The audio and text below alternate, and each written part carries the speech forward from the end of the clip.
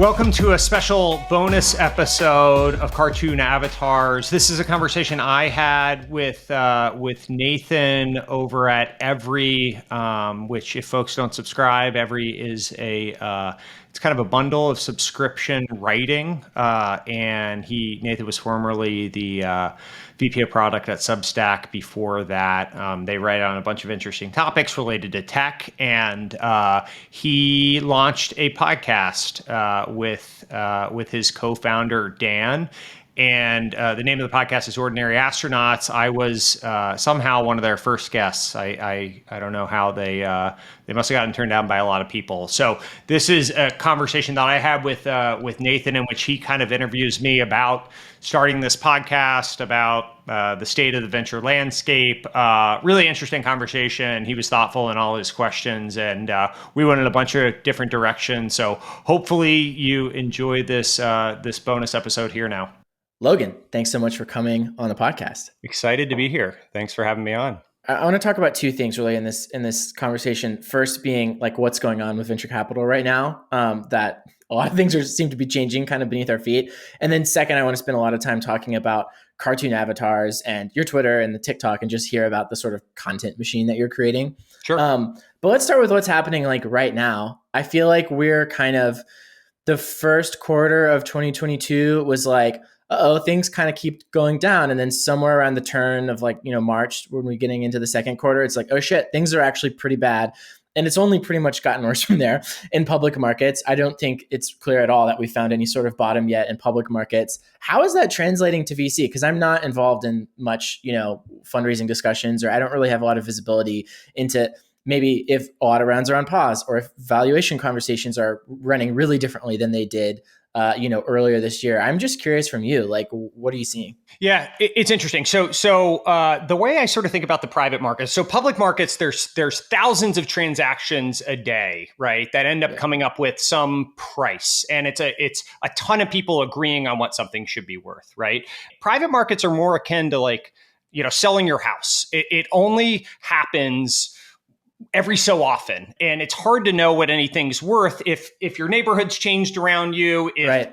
Zillow found that out the hard way. Yeah, exactly. But if the neighborhood's changed around you, maybe you did some additions to the house, whatever it is, you can try to come up with an estimate of what you're worth, but you actually have to go to the market and determine what people are willing to pay for your house. And then all it takes is one, right? And so it's not consensus based in the same way that the public markets are, where it's thousands of people agreeing to it on a second basis. It's a handful of people poking at something, and then it's one person saying, hey, I think it's worth this, and the CEO saying, okay, sounds good, right? Yeah. And then there's this interesting dynamic, especially as you get earlier stage, where ultimately it's actually not that you're selling your house, but it's that you're inviting someone to be your roommate, right? And so you're actually taking far more into consideration, gosh, well, what's this person's hygiene like? Do I get along with them? All of this stuff that you wouldn't if you were just selling your house. Hey, that guy smells bad, but whatever, I don't really care, right? And so the private market, I guess I say all of that in that each pocket of this it's ultimately a derivative of the public markets, right? Because for the most part, what we're underwriting to is a public market outcome. And so what I think we've seen is a couple things. One, most of the companies, the A+ businesses, raised last year more than enough money for them to get through this period of time, right? And so a lot of people are just sitting on their hands saying, hey, not my problem, right? I have more than enough cash. And so a lot of those companies have so much cash that they're hanging out on the sidelines. Then there's some businesses that maybe kicked the can and said, hey, we'll be a little bigger at this point in time. And it's been good for 12 years in the market, plus or minus. And so why don't we just wait till, July next year to go raise, right? So those people are at the later stages. They're very much in this price discovery mode of hey, what do people think we're worth, right? And ultimately, investors at the later stages, before they go public, they're taking their cues from the public markets. Yeah. But at the end of the day, all it takes is one person to say, hey, I think the multiples are going to go back to being up, or hey, I think this business, their plan, they're going to beat even what they think. All it takes is one person saying that for the market, quote unquote, to determine that's what the valuation is, quote unquote. And so I think at the growth stage, there's a lot of companies that that when they're raising, they just have to talk to a lot of people, right? It's sort of like this unique house that it might be perfect for one person out there, but it might be their dream home, but it doesn't appeal to 90% of the population or whatever. You're trying to figure out like what the value is, which I think leads to very long processes. It leads to feeling like you're jerked around. It leads to feeling like there's a bunch of ambiguity and uncertainty in the market. And so I think at the growth stage, like there's that whole thing going on. And I think that that's really hard as an entrepreneur to be out there trying to figure out like, hey, I just want the money. You tell me what it's worth. And it's really hard if like in December, people were telling you, maybe you didn't take the money, but people are telling you, hey, I'm a unicorn, right? Or you're a unicorn. I'm willing to give you $1 billion. And now those same people are like, we're not investing right now, right? Or we think you're now worth 200 and not $1 billion. And so I think it's very weird at that point in time. And then the last thing I'll say is at the early stage, I think for the most part, it's still business as usual. Like deals are getting done. Prices maybe have come down a little bit. That's just anecdotal, but I think prices ultimately, all this stuff adjusts down. Yeah. But you're not going to be right or wrong about investing in a company if you're swinging big and hoping these businesses are going to be worth billions and billions of dollars, and you're deciding between 40 post and 60 post and 80 post. Like, sure, those are big differences nominally, but like if the investment works, it's ultimately going to be worth a lot. And if it doesn't work, it's not going to be worth a lot. And so the situations that you get caught in the middle and like, hey, 60 post is a good deal, but 40 post isn't, are just so few and far between, right? And so ultimately as an asset class that matters, but for any individual investment, it doesn't. And so I think early stage is still business as usual. Yeah. So, but I'm curious about that kind of like, especially the sort of series A-ish, maybe like a late A, maybe they raised a really big seed round. So the A is kind of coming on the heels of more traction. Are you seeing a company that could fetch 80 post, maybe fall of last year, be closer to 60 or 40 now? Like I know it's hard because like every house is different. Like I think it's a really good analogy, but just roughly, like if you had to give like a zestimate of your average, whatever, quote unquote, which there's no such thing as average in this market, but this sort of goes to like a fundamental question of what are valuations, right? Yeah. And so this is where the house thing kind of breaks down, because for a house, you're ultimately saying, hey, I'm walking away from this transaction, right? And this is my only bite at the apple. And so I want to maximize the absolute valuation that I'm going to get out of it, because those dollars, the difference between paying $1 million and $1.2 million is an additional, 20% to me. And I will never look at that house again. I'm moving to the other side of the country, right? The difference in the venture market is all of these things are somewhat, at the early stage especially, it's an arbitrary function of what it takes to get the deal done and what you think ultimately the business can be worth. And so when we're talking about like, let's say, hey, your business plan you're saying, hey, all we need is $10 million, right? And that can get us to profitability. Okay, great. I'm saying, hey, I want to own 25% of your company, and I want to give you $20 million for that, right? And you're saying, well, all I need is 10. And I'm saying, well, I've got this big fund. I want to give you 20. And so ultimately we agree, and you say it's okay, I'm worth 80 post now, right? $20 million bought me 25% of the company. It's 80 post. Well, someone else could have a smaller fund and say, you know what? All I can give you is 10, but all you want is 10, right? Like that extra $20 million is going to sit on your bank account, on your balance sheet. And there's some cases to be made that having a lower valuation is actually better. It gives you the ability to give options at a lower price to your employees. It sets up success. If you do choose to raise another round, you can raise it, definitely as an up round, right?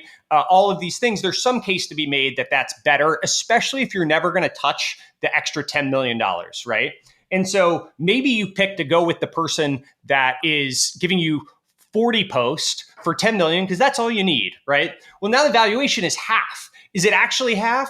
Not really, right? You just sort of decided that, like, I'm going to give out 25% of the company and I don't need that extra $10 million anyway. And so be it. So a long-winded way of answering a fairly simple question of, like, all of these things of what valuation is somewhat an arbitrary function of, especially at the early stage, picking the partner you want and figuring out how much cash you need and making your existing investors and employees happy. And if you can do all of those things, like if your seed investors are going to have a down round at 40 posts, let's say the round was done at 60 and now your seed investors are going to be like, F off. No, we're not doing that, right? Go take the 80 post. If your seed investors got in at, 8, they're going to be like, oh, well, it's your call as the CEO. We would prefer more cash on the balance sheet. This could go on longer than you think, this recession, blah, blah, blah.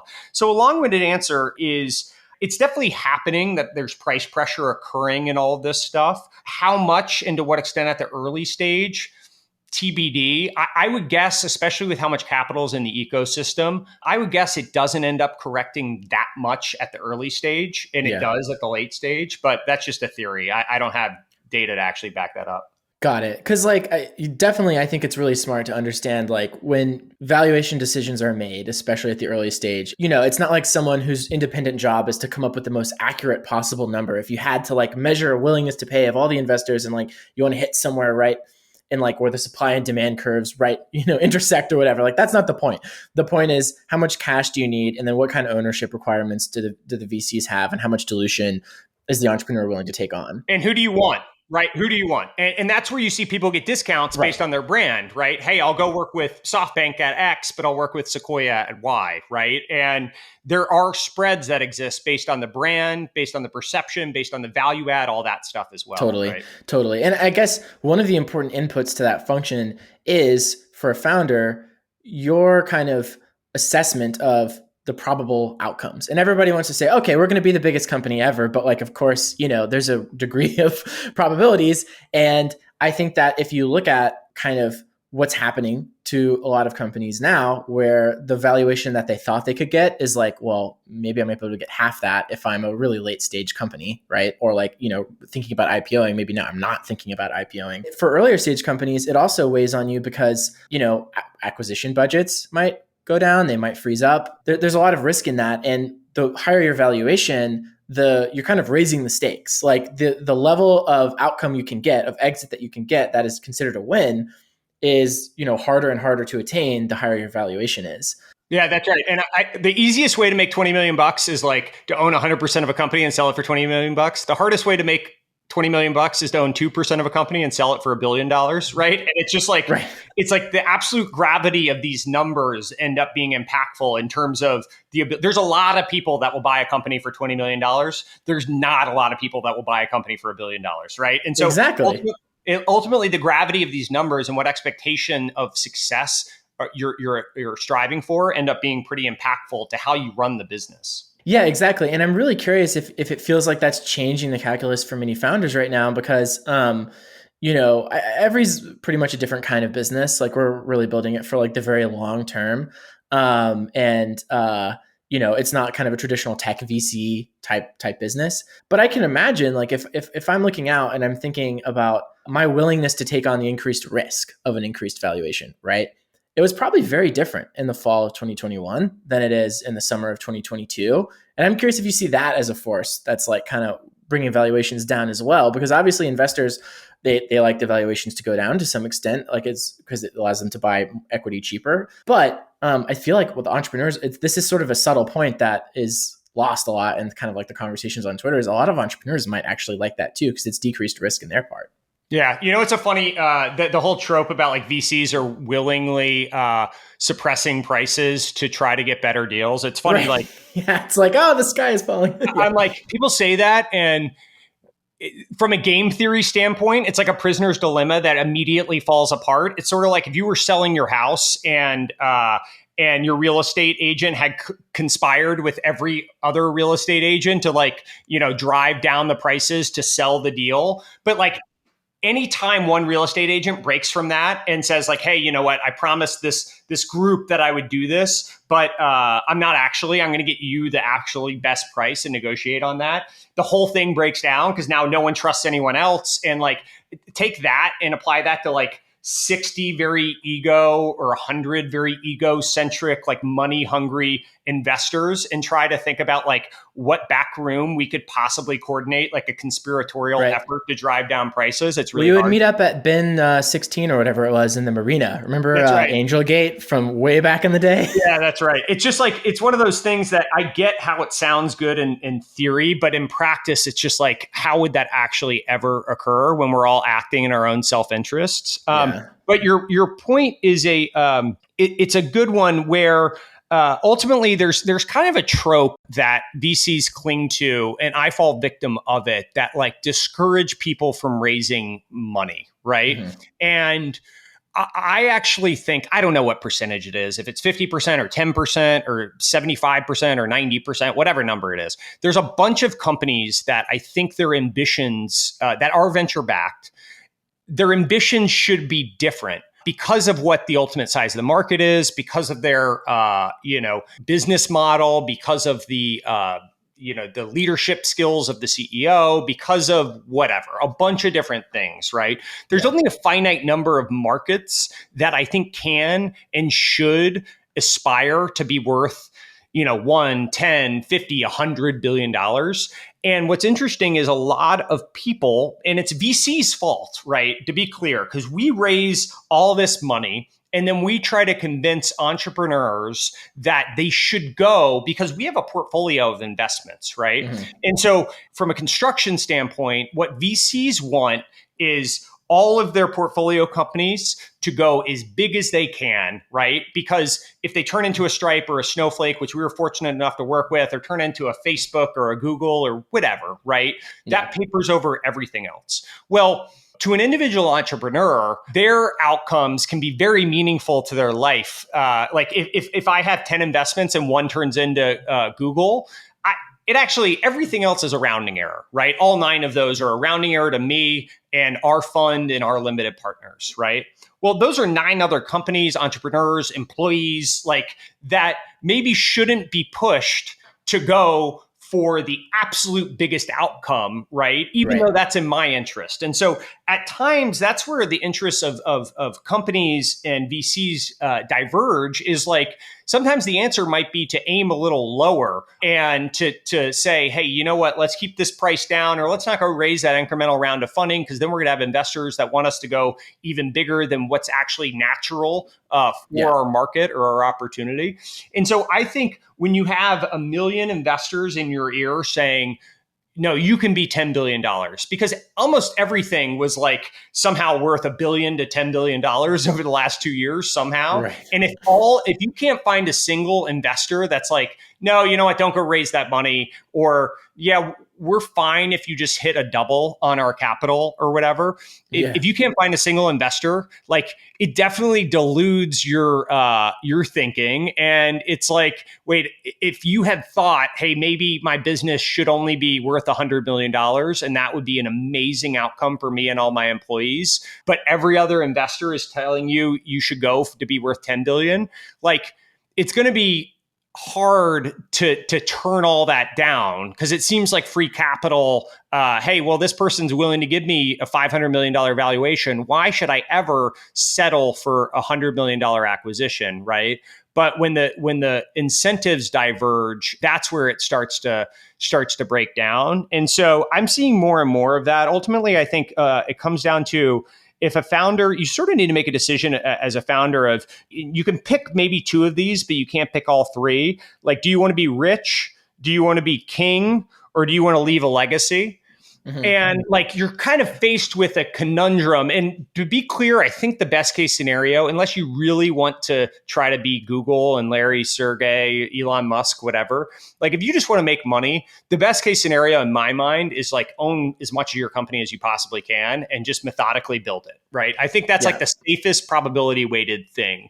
When you start wanting to be king, you care about like, how many people you have. You care about, the ability to look good in press releases and have valuations and have all this stuff, right? And that's like a slightly different mindset.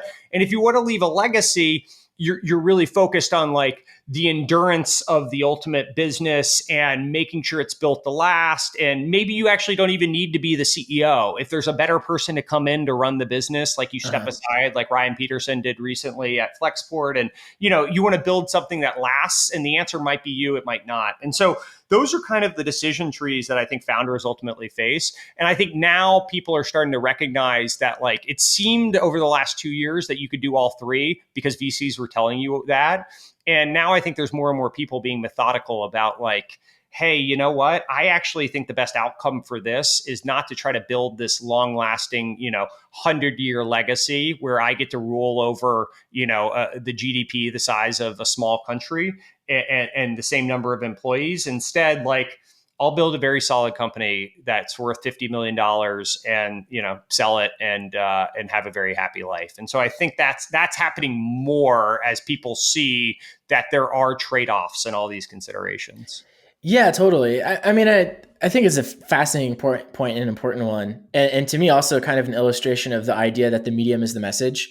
And so in this case, the medium is basically finance, right? And there's the subset of finance that's like high risk finance. That's like, let's see if we can find vehicles that provide risky but really high returns. And then, what you get from that is the whole idea of startups of being the next Google, of being the next Facebook, and you get these myths and you get people to kind of promulgate the myths, and then you get a whole bunch of people to try and do the next thing, and you get the people who want to fund them, and it's like amazing how, if you sort of trace back a lot of behavior that we observe around us, it kind of comes back to some like math variables in a spreadsheet that tend to work pretty well for like giant pools of capital getting a little bit more giant using one particular method. That's like a small portion of their actual overall allocation. And it's crazy how it's like, people's lives are like just like shaped by the machinations of these like kind of like universal constants of like risk and reward or whatever. And this is just like one version of it. But a framing thing about the point of, whether a company should aim high or lower, basically, and whether you should try and own more or own less, but be bigger. I think the important thing that was missing from what I heard you say in some of it was the aspect of time, because I think if you just say, do you want to be big or small? It's kind of like, well, yeah, I want to be big, But if you say, okay, and how long are you willing to work on it? And how much control do you want to have? So I think of it less like have a legacy, be rich, or be king. Although maybe this ultimately maps back onto it. I think about it like, how much time are you willing to commit? How big do you want it to be? And what do you want it to ultimately be, kind of, which is like size is one aspect of it. And like, how much control do you want to have? So big, I guess, is rich. Control is king. And then time, I guess, is legacy. But I think of it more like a cost. Like, I'm willing to incur the cost of time on in order to have it be really big and to have a lot of control over it. That's like Dan and I, Dan, my co-founder, we've been really clear on like, we want this to be really big. Like, we don't view it as a small potential thing. We think building a really great audience and learning a lot and working with a lot of writers and building a subscription business is potentially a vehicle longer run into like other businesses. I think Silicon Valley is very like, monomaniacally focused on like the single product company, but a lot of great companies in history were built as kind of like slow roll empires. So you parlay one thing into another, I mean, look at like Warren Buffett or whatever. How much of the time component is the depth of time and the effort required versus the length of time and how far in the future you're thinking? I mean, it's both, like, Yeah. But I think it's more about the length of time. So like, I work pretty hard now. Like, I don't know. I hate the whole like debate over like, how hard should you work or whatever. Like, I don't know. I feel like I work basically as hard as I can without sacrificing the really important things in my life, like family or my health or whatever. And I kind of have a sense of where my own limit is. And it's the kind of thing like, if you're an athlete, where your physical limits are, and it's important to push it to that point, but not too far beyond for too long. Otherwise you ruin kind of everything. So that's basically how I think about how I operate. Yeah. What's interesting, I guess, and maybe this is a function of investing mostly at Series B, C stage, is that like the opportunity cost of time, I think, feels a lot more material, I would say, in the very early days of company. When you're in my world, the seed or, pre-seed or angel or series, the second seed or whatever people call it. Like Yeah, when you're mango still in the seed. early days, your obligation to the money you've taken on, the people you've hired, the product you've built, all of that is, you still can think about like, okay, what if I go back and work at Google, right? Mm. Or what if I go work at like this other company that has more certainty, and I wouldn't have to sacrifice all the depth of the time and more certainty on like the length, and maybe I'll have another great idea in the future. And that's one of the things, like sometimes when big company execs leave and say they're going to go start a company, like it's interesting because generally they've made more than enough money, and generally their time can be assessed in a very quantifiable way to what they walked away from and what they could walk back into, right? Right. And Yeah. so that's an interesting thing versus a lot of the CEOs I back.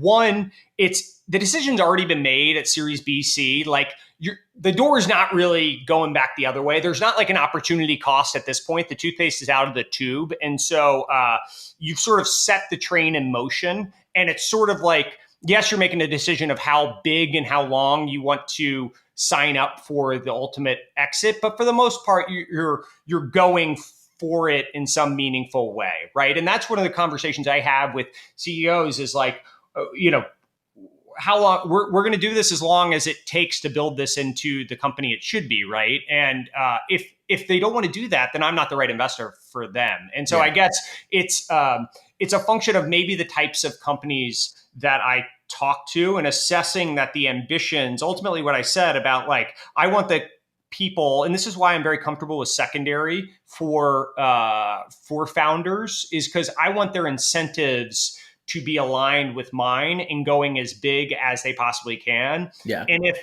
hundreds of thousands of dollars, millions of dollars, whatever it is, changes their willingness to pursue the ambitions that align with me, then I'm very comfortable with that. And so I guess maybe I live in this little bubble of like, I definitely do, but the like worldview I have is informed by the types of founders I work with. Yeah, totally. I mean, it's interesting because I feel like there's even different orders of magnitude time commitments than that. Like there's I'm going to try this for a couple of years, and if it doesn't seem to be taking off, I'm not really down to struggle, and I want to go back to get, like a 400K salary somewhere type level of commitment. There's I want to see this business through to a really great exit, be the CEO for maybe a little while after that. And then like, if it's an IPO, maybe eventually I'll hire a successor, or if I get acquired, I'll stay there for a while to kind of like vest in peace and then think about my next company. I think that's the more typical kind of like 10-ish year time horizon. Dan and I mean, literally one of the biggest risks that we focus on is, are we having fun and how's our relationship? Because the goal is that this is the last company that we work on. And we might fail. I mean, odds are we'll fail, right? Though there might be other things we do.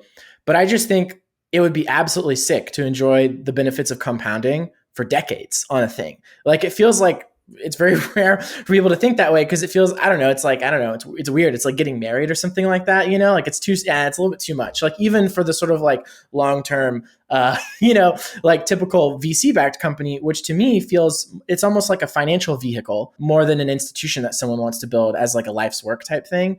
And I think when you shift the perspective to like the life's work institution building type thing, certain things become really important to optimize for that maybe aren't that important if you're building a financial vehicle that's got like a 10, 15 year time horizon. And again, like I think our thing can be really big, but we're sacrificing some growth for sure for the next like couple years because we're prioritizing certain like, ownership things or whatever other things we think we need. Yeah, just like the natural pace of absorption, you're sort of balancing the absorption in the market with the ownership you want to have, with how big you want the company to be versus like all those things. There's all these things are trade-offs. I think it's interesting. I've been a career investor. And so a lot of I get the breadth of experience and domain across a bunch of different industries, a bunch of different types of people, a bunch of different end markets, a bunch of different scenarios. But two things. One, because of the stage I'm investing, I only really see like plus or minus two types of companies. There's kind of like the cash efficient business that's like, raise some money, but now trying to be more ambitious than they've been. And then there's like the venture backed company that's now, raising their subsequent round. And for the most part, there's a lot of decisions that have been made along that journey that don't, that I'm not privy to. But I get a lot of like those types of things. I could talk forever, and so your experience, it's funny, like, and what your considerations and trade-offs are. I ultimately don't really have that much of a perspective about all these things. Like I get it conceptually, but I haven't lived any of the things you're talking about, with the exception, and maybe this is an interesting segue, the podcast that I started, it's a funny thing where I'm not really sure to what end I'm doing it, other than like the thesis behind it was, we started it in the beginning of February with two buddies. And, my thought was, I watched the success of All In, right? Mm-hmm. And this is the podcast with Jason Kalkanis and yep, Chamath, David Sachs, and David Freeberg. Yep. Right. So four people that self-proclaimed billionaires that have been investors and founders, and an interesting group of buddies started a podcast and during the pandemic, and now it's like a top, 25 podcast in the world, something like that. Really, they had like a big conference thing recently. Yeah, they did a conference, but it's been amazing. And one of the things that kind of hit me was that the market, in the same way that Hollywood was started to be covered in the 50s, and then politics and sports started to get covered in the 80s and 90s, where people were intrigued by like the different dynamics and the inside baseball of stuff and the different personalities and all that stuff.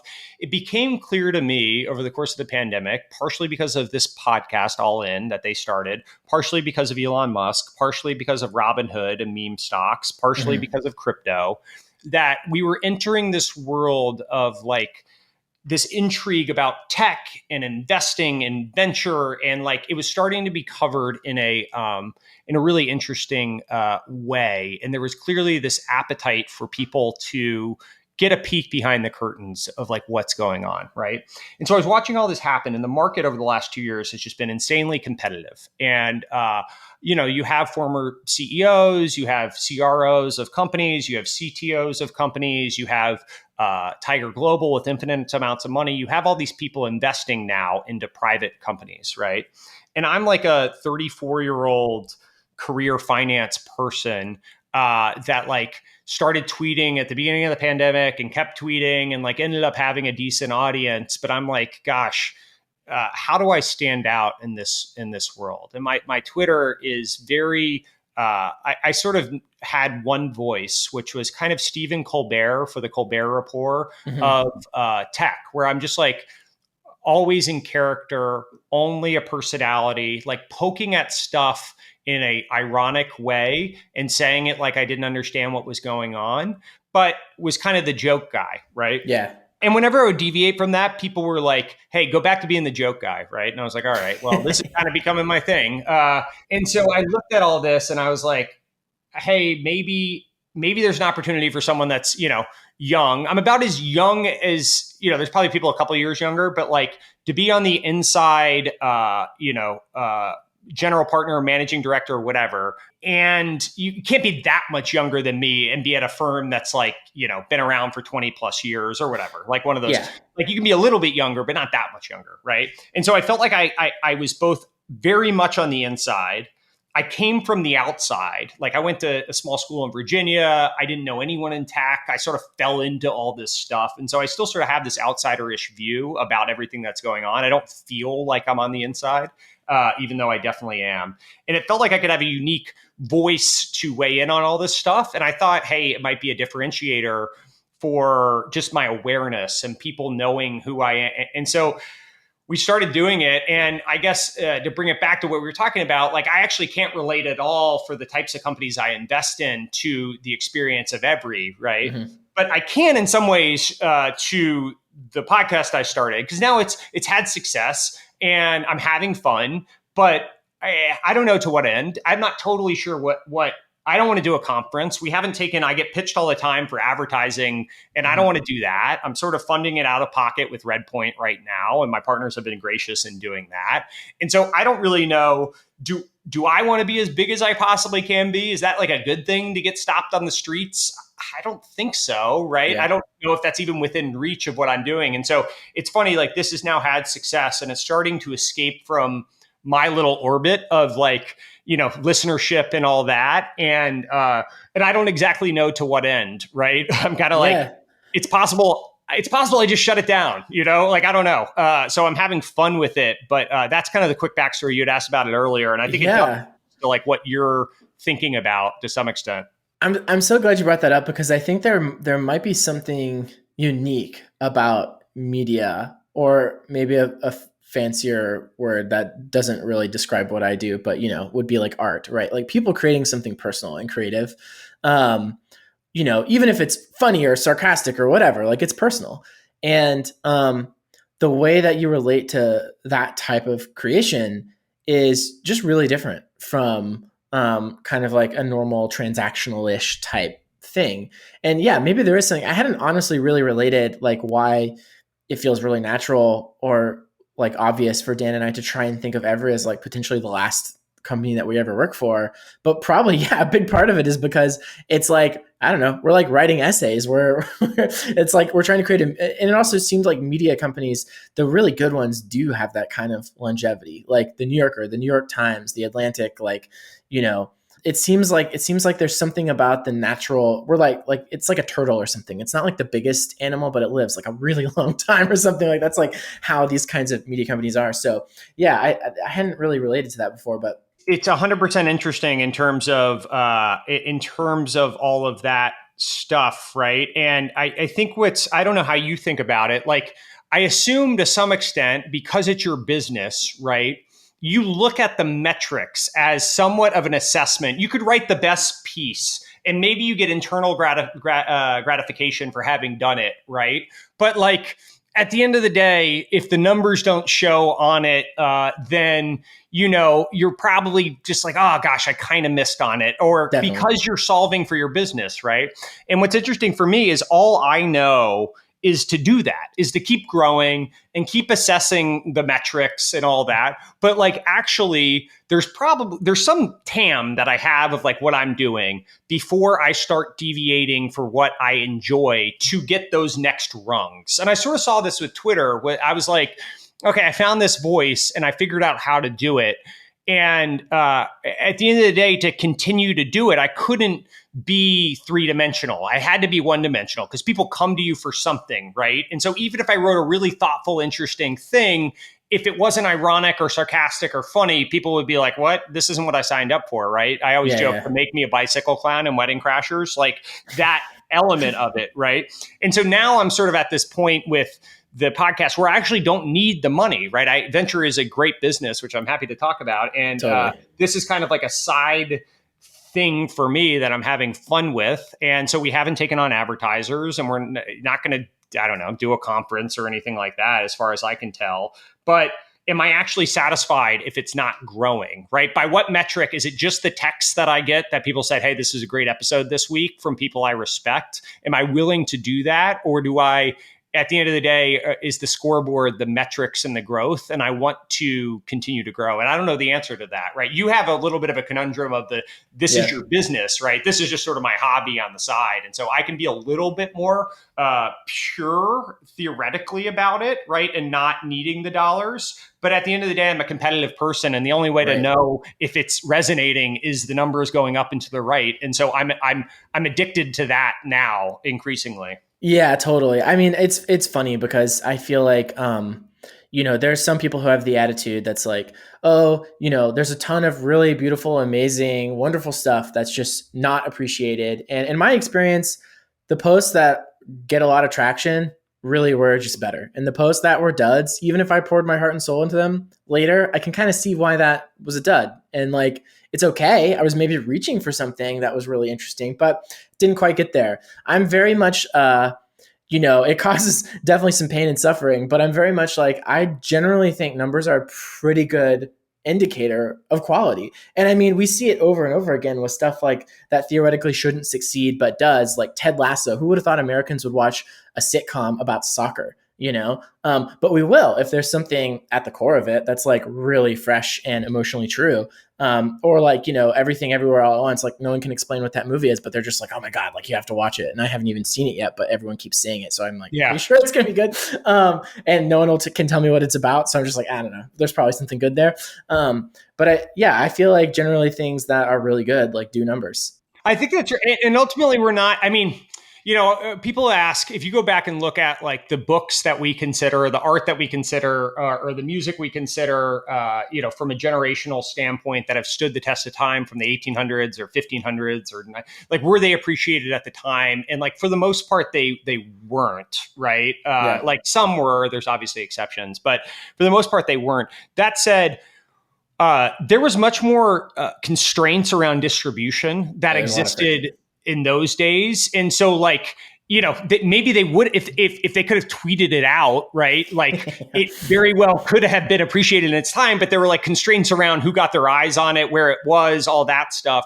And increasingly now we live in this world where we're not beholden to our ability to get on a cable news network or our ability to get a book bound in the 1600s or whatever, right? We're not constrained by that. And so we have this near infinite distribution that is the internet.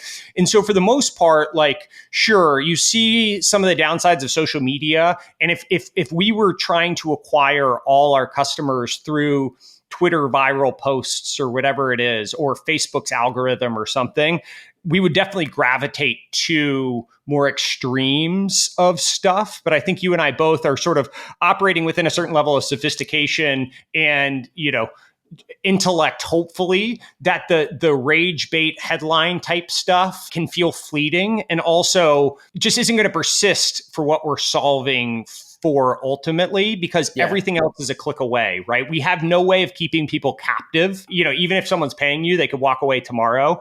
And so it's not like we're trying to keep ratings up to some extent. We're trying to consistently deliver a product to the people that come and hopefully the people that will come, right?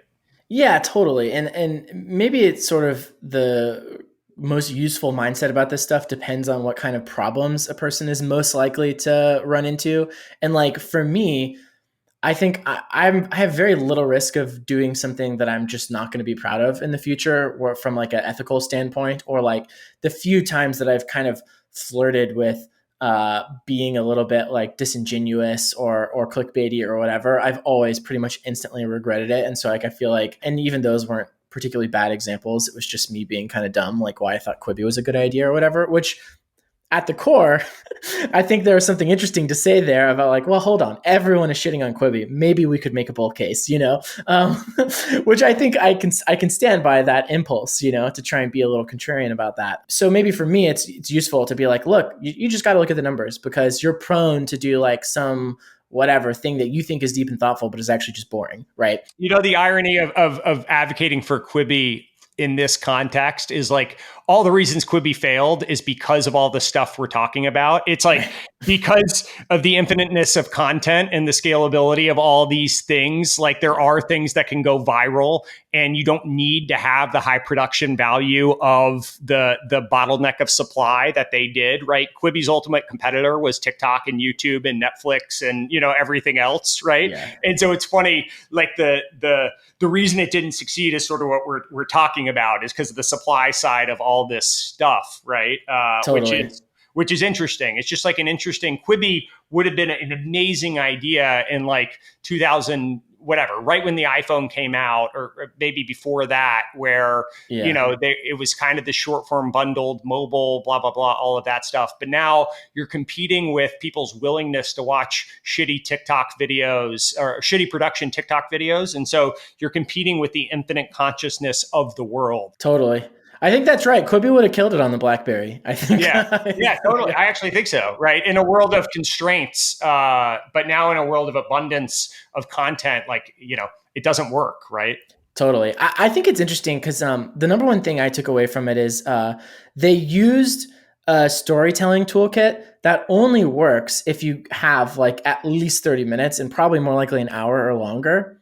of somebody's attention and time, which is great for if it's on a big screen and you're sitting in a comfortable seat. But they're competing for a form factor and a time commitment that those storytelling techniques just don't work. Like all the things about like setting up a scene and doing a little characterization and doing some foreshadowing, none of that works when you've got like 3 minutes on your phone and you want to like quickly swipe through like 10 different things and like to find something funny or shocking or whatever. Like it's a totally different like almost job to be done. And so it's like, the things that make a skateboard good, like are totally different from a car, and they thought they were in the same product category. So they brought like car mechanics and whatever, like design principles and mechanisms to like the skateboard market and failed for obvious reasons. Yeah, what's funny about that? Like ultimately, there's a bunch of like kind of cringy quotes from Netflix over the years about like, oh, we're competing with sleep, that's our main competition, or oh, we're competing with like Fortnite, I think it was, like that's our competition, and being very dismissive of like all the other platforms that were coming out.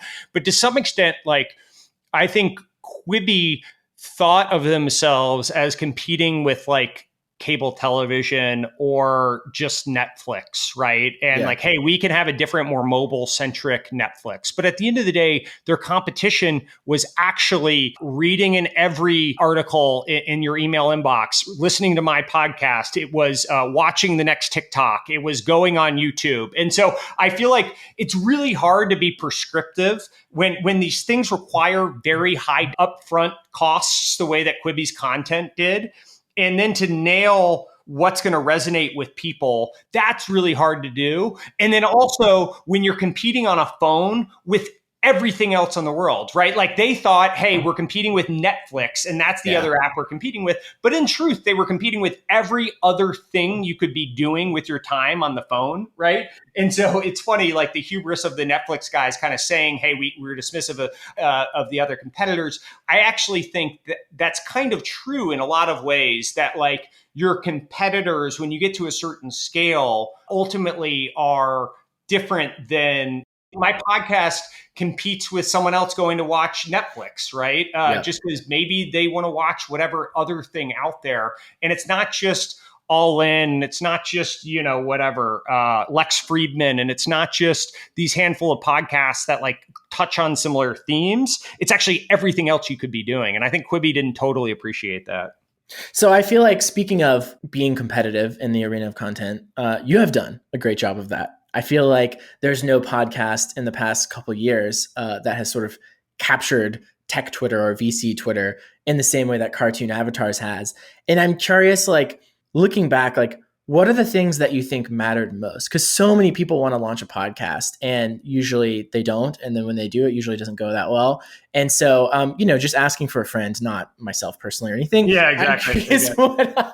What you've learned, like what ended up being important. I set different milestones for myself when we started of hey, in 4 weeks, let's check in. In 3 months, let's check in. In 6 months, let's check in. And in 1 year, let's check in. And at each point along the way, I gave myself the off ramp to like shut it down. And so I was just trying to get to the next rung. Am still trying to get to the next rung, right? We'll hit the 6 month mark here in, I don't know, another 4 weeks, 3 weeks, whatever it is. And like, I feel pretty good about where we're going, but like, I'm not 100% figured out exactly what it is. And so each point in time, I think if you're just staring out in the abyss of like, gosh, this isn't growing to the extent that I was hoping it would, or is this product resonating or whatever. To some extent, just like setting these different milestones in front of me and being like, I'm just going to keep going to that additional bogey in the future, and then I'll take inventory, just psychologically allowed me to keep going. There's some crazy stat I'm sure you can look up, but like, 90% of podcasts don't make it past their 4th episode. And then the next like 9% don't make it past their like 12th or something. Like there's some stat like that like to some extent to persist is to succeed. Right. And so I think that was one, is just being realistic about expectations. The other two things, I think the insight of, hey, can someone that's on the inside that still views themselves in a lot of ways as on the outside, that is old enough to be of a certain level or seniority, but young enough to still talk a different, talk in a more accessible way. I think there was something to that insight that I was like right place, right time in that tech was now being viewed as this like palace intrigue type situation. And so I think that was lucky. I don't know if I totally appreciated that. Some of it I did, some of it I didn't, but I think that was fortunate. I guess two other things. One was I fortunately because I had a decent Twitter presence already, it gave me a credibility and access to a bunch of people that I only knew of, right? And so like Parker Conrad, the founder of Zenefits and then Rippling, came on and gave like his side of the story of the Zenefits leaving and everything with Andreessen Horowitz and everything with David Sachs, who was like his COO. And he had never really told the story. And he did, and he told it to me. And now we can assess why, and I think it's because I got him at the right time. And now he's been successful in his own new company, and so it's not sour grapes. And we did it in person, and I was able to make it like a comfortable sort of free flowing conversation and whatever. We can analyze all that, but like literally, how I got to Parker was he followed me on Twitter, and I DM'd him, and he was positively inclined to me because of my Twitter.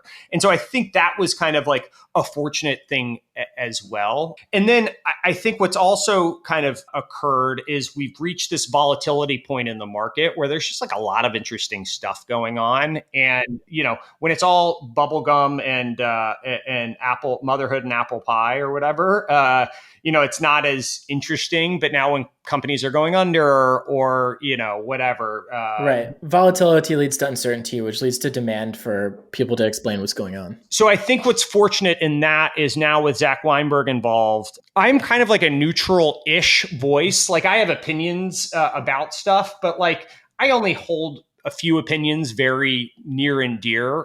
And even then I'm willing to have like an amicable conversation where I would love to walk away from the conversation with a good relationship to whoever I talk to. Yeah. And so I think that leads to like... Very Southern of you, by the way. Yeah, exactly. It sort of goes back to my Southern roots. And so I don't know if I independently, with all this volatility and stuff going on, if I independently would be interesting enough to host a podcast. I think I would be beholden to getting other interesting people involved. But I think Zach coming on and being something of he's sort of like he's post cancellation because he's made a ton of money. He's has the credibility of selling to companies, right? He's brilliant. And actually, I've never met someone that cares less what people think other than being right. And so like all those things are kind of the perfect foil to me, and also the perfect like entertainment for a content standpoint. And so I think that was lucky. And he wouldn't commit to doing it full time for a while. I just kept pulling him in and kept like letting him take it in the direction he wanted to go. And now he's just really having a good time with it. And so now he's going to come on and do it more. And so I think it was just like a bunch of these things together. But yeah, it's been lucky. Some of this was intentional. Some of this was just like hard, willingness to keep my head down and keep going. And some of this was just like fortunate circumstances of the time or the people that I had access to. Totally. I'm curious because like the original incarnation of the show was 3 cartoon avatars, and you had Zach and Nikita. So you've actually had 2 Zachs. That's right. As co-hosts so far in 2022.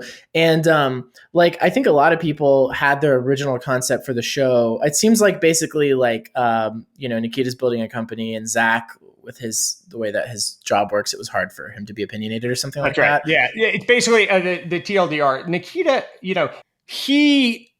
he said it was taking up too much time, and he wanted to go back to working on his company. And he was always like frazzled when we were like, he was coming off of a bunch of, I don't know, investor pitches or whatever it was. Like he had a bunch of people living in his house, and it always seemed... He had a bunch of people living in his house? Yeah, he had like a bunch of engineers living in his house with him starting this company. And he was always like kind of frazzled coming into it. And I ultimately think like he just didn't enjoy it that much. Like people can be fucking mean, and you just get random mean comments. And it's like you sort of need to appreciate the good way more than the bad to keep slogging. And he's like, I have all this stuff going on, and I get random strays from people like, talking shit, and I don't need this in my life. I think he's never actually said that to me, but I think that was kind of his calculus. Yeah, Zach, General Catalyst is an RIA, and their compliance team had to review every transcript, which was who at different points in time was fine, and others it was somewhat less fine, and so he actually volunteered by the end as we were sort of going back and forth. And honestly, I'm surprised they even let him do it. I think they were amazing to him, to us, in terms of like their willingness to try to make it work. But at the end of the day, when compliance department needs to read everything before we push it live and like maybe make comments on stuff, it just really comes at a trade-off of timeliness and like content. And and so ultimately we're still good friends, and I think it ended very amicably. But yeah, I was kind of on my own for a little while there. Yeah. So like, what was that like? Like, so, the kind of original 3 Cartoon Avatars team has sort of like fallen apart. The show name changes to Cartoon Avatars, and it's just your sad little one head in the corner as compared to the 3 heads you used to have on the cover art. Like, I keep offering to Zach, by the way, to Zach Weinberg to go on the cover art. And he's like, no, I don't want that. And I'm like, all right, I'm going to. And it's funny, like All In almost blew up over like ownership and ego and all whatever, like how much different people got, the other podcast that I was kind of thinking of when we started. And like, I can't even get my co-host to like willingly put his face on the thing. That's how like little ego we have right now. I'm just like, dude, come on. Like, just we'll put our heads on. He's like, I don't want that right now. Like, let's let it go. Right. Amazing. Yeah. But I'm curious, like, did you consider like trying something else or shutting it down, or like what, and how did you think through like what to do next? The most uncertain part of it all was like, I knew I could do interviews in an interesting way and like pull interesting stuff out of people. Like I knew I could do that, right? And so there were kind of 2 models I looked at where I don't know, to the extent people listen to sports podcasts, but like part of my take is a podcast I listen to a lot, and it's interesting personalities talking about sports in a slightly irreverent way, and then they interview someone, and then they go back to doing sort of topical stuff. And so my thesis was, people come for whoever you're interviewing, but stay for the relationship that they develop with you and the other people. And so not everyone needs to be like a superstar, right? Not everyone needs Michael Jordan or Kobe Bryant on the team. You can introduce, Howard Stern was kind of the original one that did this. You can introduce like just the audio engineer or the producer, or like, they don't all need to be like, billion-dollar company CEOs or whatever. Like, so that means I might have a chance to make it on with Yeah, that. exactly. You could do Perfect.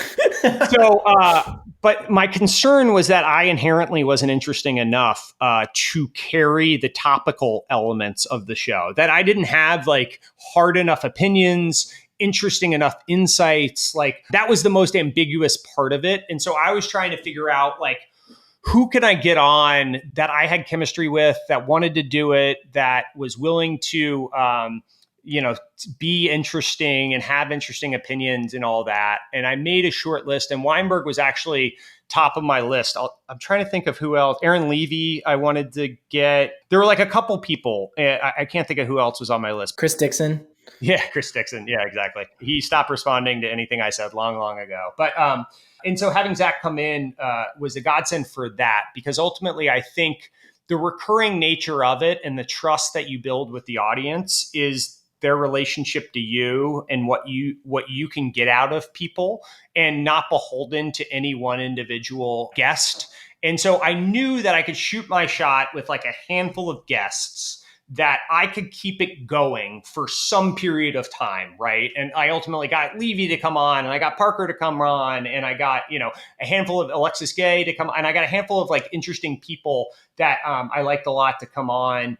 And that was kind of like a bridge period in time where I was most uncertain that I was going to be, it was maybe going to evolve just to an interview show. And now it's sort of taken another format because Weinberg is really good at this other thing. But there was definitely a period in time in which I wasn't totally sure we were going to make, I mean, I guess I'm still not sure we're going to make it, but I was just like head down every week, just like press publish. And that was another thing I guess I didn't mention up front, was just like the routine of like, hey, it doesn't matter where I am, what's going on in the world, what's going on in my life, who I have as a guest, we're recording, and there's an episode going live, right? Yeah. And that was really needed for like 3 or 4 weeks of like anxiety around just getting it out there. And so now that's less of a problem. But yeah, it was definitely a little uncertain for a little while there.